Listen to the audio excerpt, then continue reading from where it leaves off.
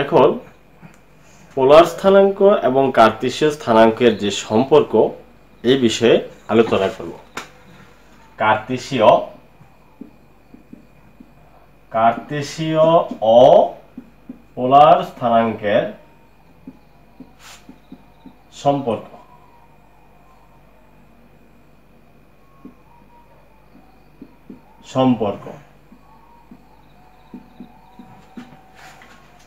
বন্ধুরা দেখো, আমরা একটু আগে পরে আসছি পোলার স্থানাঙ্ক এবং কার্তেশীয় স্থানাঙ্ক।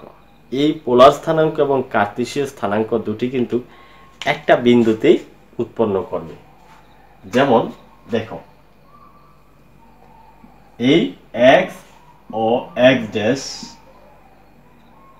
y ও y ড্যাশ দুটি লম্বভাবে পরস্পরছেদী সরলরেখা। এখন এই যে সমতলে একটা বিন্দু নিলাম P, এই P বিন্দু আমি যদি বলি মূল বিন্দু থেকে x অক্ষের দিকে, x অক্ষের ধনাত্মক দিকে x দূরত্ব অতিক্রম করে, তখন আমরা পেয়ে যাই কি, এটা কি পেয়ে যাই, ভুজ পেয়ে যাই, x দূরত্ব অতিক্রম করছে। অর্থাৎ x অক্ষ থেকে y অক্ষ বরাবর,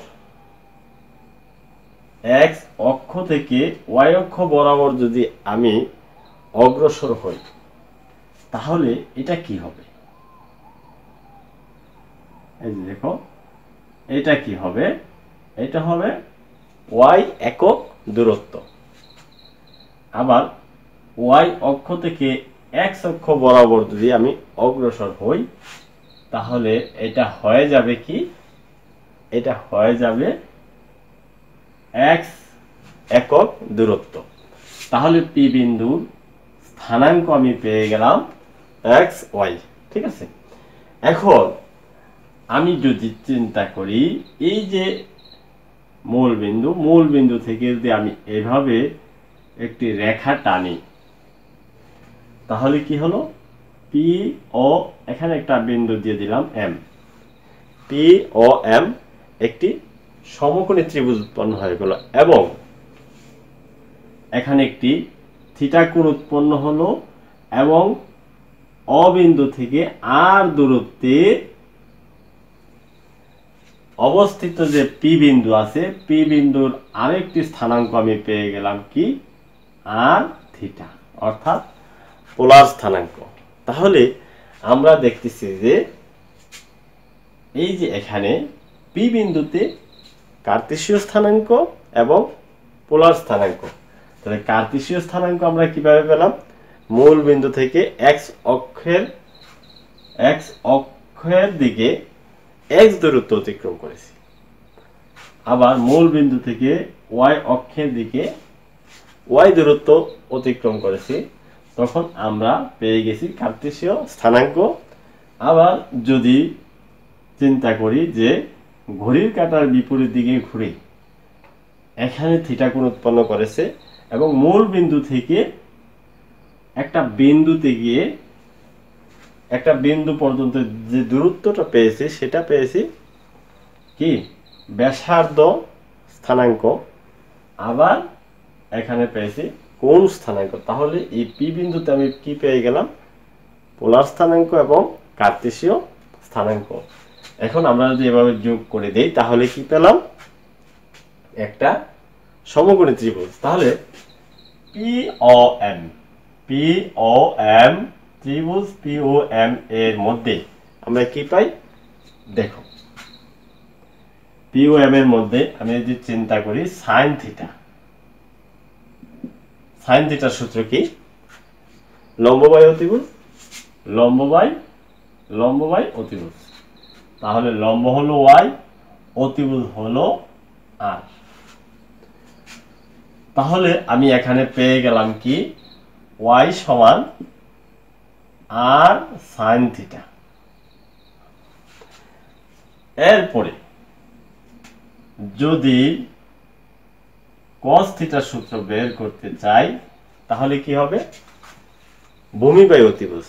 এই যে দেখো, ভূমি বাই অতিভুজ। ভূমি হলো x আর অতিভুজ হলো r। তাহলে আমরা পেয়ে গেলাম x এর মান পেয়ে গেলাম r cos থিটা। এখন এই দুটি সমীকরণকে যদি বর্গ করে যোগ করে দেই, তাহলে কি পাই? x square plus y square r square sin square theta plus r square cos square theta. এবার এটাকে যদি আমি একটু এদিকে লিখে ফেলি, এটাকে যদি আমি r স্কয়ারটা কমন নিয়ে নেই, তাহলে কি হয়? sin square theta plus cos square theta. তাহলে এখানে পেলাম কি? sin square theta plus cos square theta equal to 1। তাহলে আমরা পেয়ে গেলাম r স্কয়ার। তাহলে x square plus y square সমান r স্কয়ার। তাহলে এখান থেকে আমি r এর মান পেতে পারি। r এর মানটা কি হলো? x square plus y square. একটা সমীকরণ, দুইটা সমীকরণ, তিনটা সমীকরণ। আরেকটা সমীকরণ আমরা পাবো কি? যদি আমি এক নংকে 2 নং দ্বারা ভাগ করি, তাহলে কি পাই? 1 নং ভাগ 2 নং। তাহলে কি পাইতেছি? y বাই x সমান r sin theta divided r cos theta. বা এখানে কি পাইতেছি দেখো, বা চিহ্ন না দিয়ে আমরা এখানে সমান সমান দিয়ে একটু কাজ করে ফেলি। দেখো, আরে আরে কাটা গিয়ে থাকতেছি কি? sin theta by cos theta মানে tan থিটা। এখন দেখা যাচ্ছে যে tan থিটা সমান y বাই x। এবার আমি যদি থিটার মানটা বের করতে চাই, তাহলে কি বের করা যায়? Theta equal tan inverse y by x। এখন আমি এটাকে একটা মডুলাস চিহ্ন দিয়ে দিব। মডুলাস চিহ্নটা দেওয়ার কারণ হলো, আমার x এবং y এই যে দূরত্বগুলা, সেটা তো দ্বিতীয় চতুর্ভাগে হইতে পারে, তৃতীয় চতুর্ভাগে হইতে পারে, চতুর্থ চতুর্ভাগে হইতে পারে। যখন হবে তখন কিন্তু x y দুইটাই ঋণাত্মক আসতে পারে, অথবা একটা ঋণাত্মক একটা ধনাত্মক আসবে। তখন আমি এই মডুলাস চিহ্ন দেওয়ার কারণে ধনাত্মক ঋণাত্মক যাই আসুক, এটা ধনাত্মক হিসেবে গণ্য হবে। তাহলে এখানে আরেকটা সমীকরণ পেয়ে গেলাম, 4 নং সমীকরণ।